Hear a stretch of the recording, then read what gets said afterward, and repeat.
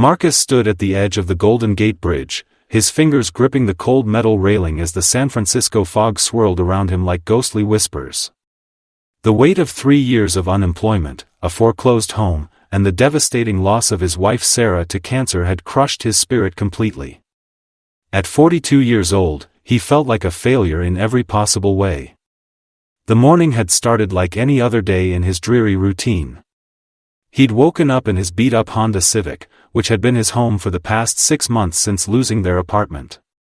The rejection email from his latest job interview glowed mockingly on his cracked phone screen. It was the 100th no in 3 years, and something inside him finally broke. As Marcus stared down at the churning waters below, he thought about Sarah's final words to him in the hospital. "Promise me you'll keep fighting," she had whispered through labored breaths. "Promise me you'll find happiness again." He had promised, but now that promise felt impossible to keep. Behind him, the morning commute was beginning. Cars rushed past in their daily hurry, their occupants too busy with their own lives to notice the broken man contemplating the unthinkable. Marcus had come here because he couldn't bear the thought of anyone he knew finding him. He wanted to disappear quietly, without causing more pain to the few people who still cared about him. Just as Marcus began to loosen his grip on the railing, a gentle voice broke through the sound of traffic and wind. "Hey there, mind if I join you for a minute?" The voice belonged to an elderly woman, probably in her 70s, with silver hair tied back in a neat bun and wearing a bright yellow raincoat that seemed to cut through the morning gloom. Marcus turned, surprised. Most people avoided eye contact with him these days.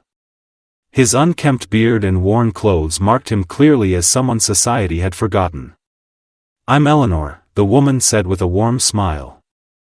"I come here every morning for my walk. There's something about this bridge that makes you think about life, don't you think?" Eleanor didn't wait for an answer. She simply stood beside him, looking out at the same view that had filled Marcus with such despair just moments before. "You know," she continued conversationally, "I lost my husband right here on this bridge 35 years ago. Not the way you might think though. He was a construction worker, fell during maintenance work on a foggy morning just like this one." Marcus found himself listening despite his dark intentions. "I thought my world had ended that day," Eleanor continued. "We'd been married for 28 years, raised 3 children together. I stood right here where you're standing, asking God why he'd taken the only man I'd ever loved. I was so angry, so broken. I thought about joining Harold that day, I really did." The elderly woman's honesty caught Marcus off guard. He had expected platitudes or calls for help, not this raw vulnerability from a complete stranger. "But you didn't," he managed to say, his voice hoarse from disuse. Eleanor smiled sadly. "No, I didn't. And do you know what stopped me? It wasn't some grand revelation or divine intervention. It was a young man, probably about your age, who was walking by with his little daughter. She couldn't have been more than 5 years old. She broke away from her father's hand and ran up to me with the biggest smile you've ever seen." Eleanor paused, lost in the memory. "That little girl handed me a dandelion she'd picked from the sidewalk crack. She said it was the most beautiful flower in the world and that I looked like I needed something beautiful in my day. Her father was mortified, tried to pull her away, but I knew in that moment that Harold wouldn't want me to give up. He'd want me to find ways to be that little girl's dandelion for other people." Marcus felt something stirring in his chest, a warmth he hadn't experienced in months. "What happened then?" he asked quietly. Eleanor chuckled softly. "I went home and cried for 3 days straight. Then I got up, took a shower, and went to the local elementary school to volunteer. I figured if one little girl could save my life with a weed, maybe I could return the favor somehow. I've been volunteering there ever since. Reading to kids, helping with lunch, being a surrogate grandmother to children who need extra love." The fog was beginning to lift, and Marcus could see more clearly now. Eleanor's yellow raincoat wasn't just bright by coincidence. It was covered in small pins and badges, clearly gifts from children. Little handmade buttons with hearts drawn in crayon, photos of smiling kids, and tiny messages of love. "You remind me of my Harold," Eleanor said suddenly, studying Marcus's face. He had that same look when life got hard. Like he was carrying the whole world on his shoulders. He used to say that when everything felt impossible, the only thing to do was help someone else with their impossible thing. Made his own problems seem more manageable somehow. Marcus felt tears beginning to form for the first time in months. "I lost everything," he whispered. "My wife, my job, my home. I don't know how to keep going when there's nothing left to go to." Eleanor nodded understandingly. Harold used to work construction because he said he liked building things that would last longer than he would.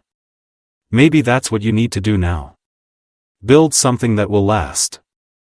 Not necessarily with wood and nails, but with kindness and purpose. She reached into her pocket and pulled out a small card. It was worn and obviously handled frequently. "This is the address of the community center where I volunteer," she said. "They always need help with the breakfast program.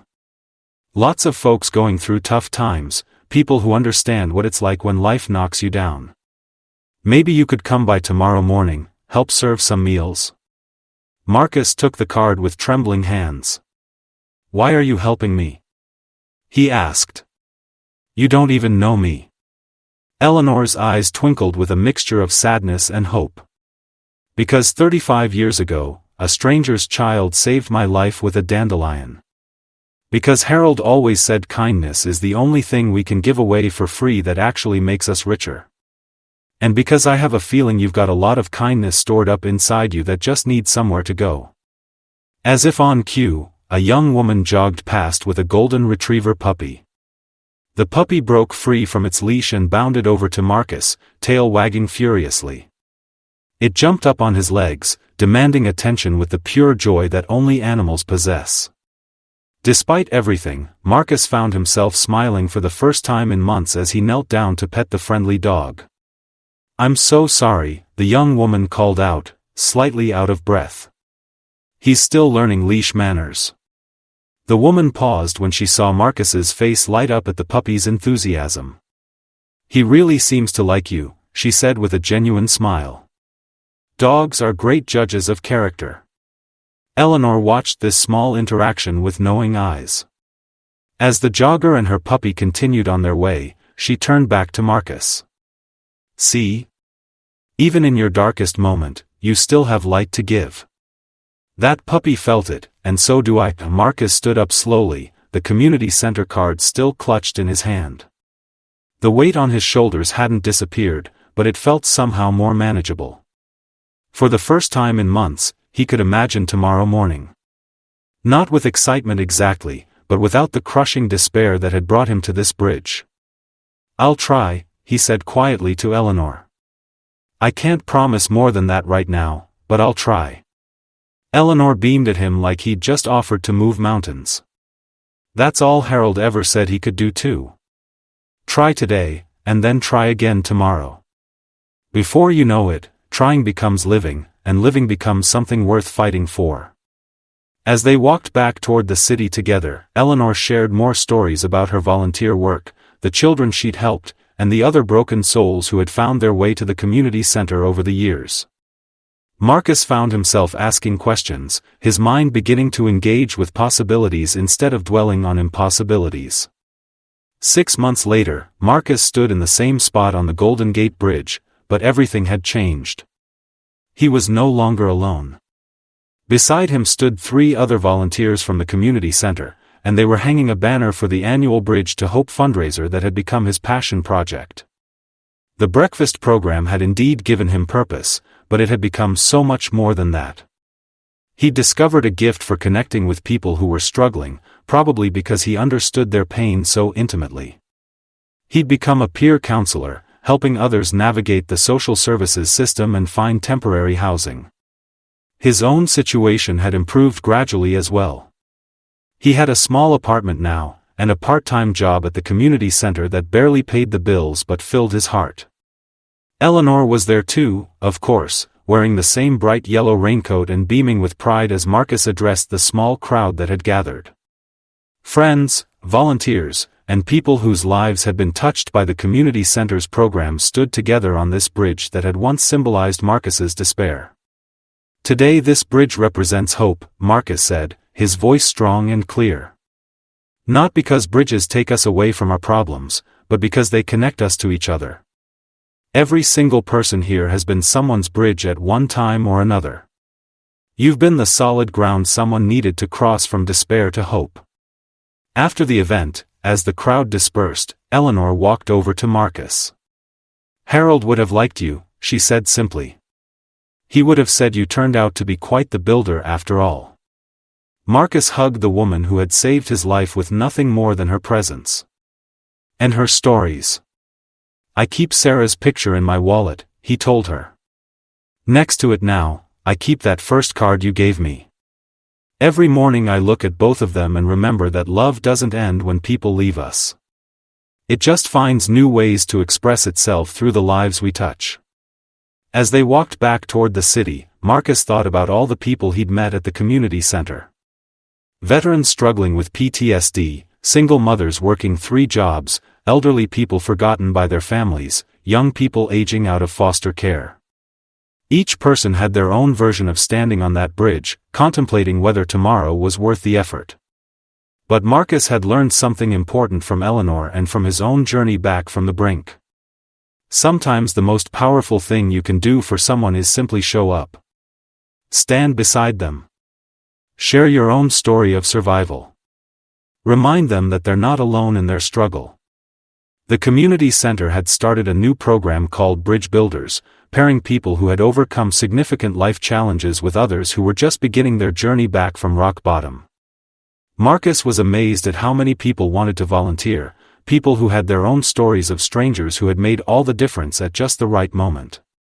There was Jennifer, who had been saved from addiction by a nurse who had held her hand during withdrawal and promised to visit every day until she was strong enough to visit herself.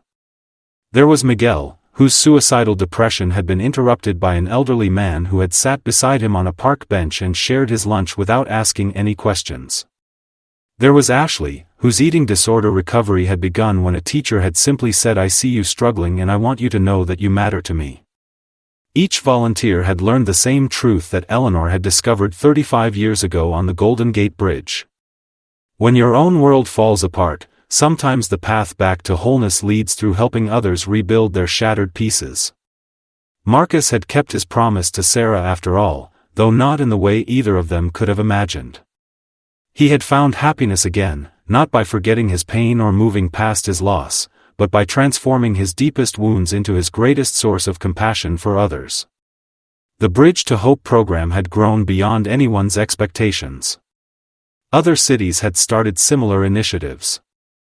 Marcus received letters from people all over the country who had heard his story and been inspired to reach out to someone in their own community who needed connection. But the most meaningful moment came on a foggy Tuesday morning, exactly 1 year after his encounter with Eleanor. Marcus was walking across the Golden Gate Bridge on his way to work at the community center when he noticed a young woman standing at the railing, staring down at the water with the same expression of hopeless despair that he remembered so well. Marcus approached slowly, remembering how Eleanor had spoken to him that day. "Hey there," he said gently. "Mind if I join you for a minute? There's something about this bridge that makes you think about life, don't you think?" The young woman looked up, surprised by the kindness in his voice. Marcus stood beside her, looking out at the same view that had once filled him with such despair. "You know," he began, "I almost jumped from this very spot a year ago. Lost my wife to cancer, lost my job, lost my home. I thought I'd lost everything worth living for." He told her about Eleanor, about the community center, about the unexpected ways that helping others had helped him heal. He didn't try to minimize her pain or offer easy solutions. He simply stood with her and shared his story of survival.